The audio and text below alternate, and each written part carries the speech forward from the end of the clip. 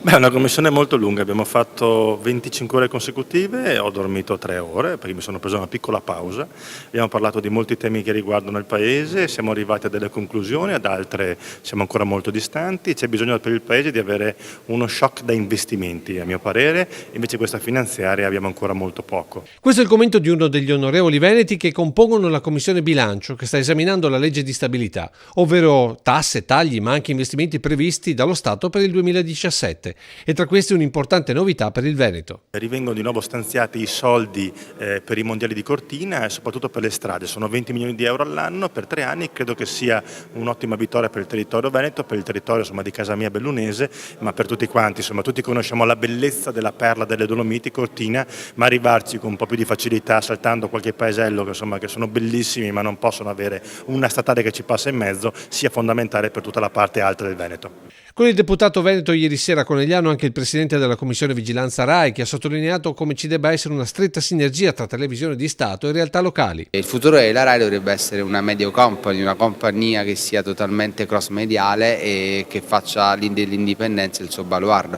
ma fin quando il governo sarà così presente all'interno della RAI con le decisioni non andremo lontano. Una delle tante partite che si giocano a Roma, ma con forti riflessi nei territori e notevoli differenze da regione a regione a seconda della capacità di deputati e senatori di fare squadra, come per questi giorni in Commissione Bilancio. Siete riusciti a fare squadra tra onorevoli veneti al di là dei partiti? Sempre troppo poco, non riusciamo in questo momento ad avere ancora la capacità di essere uniti verso una direzione comune, probabilmente ci vuole forse un Veneto più autonomo.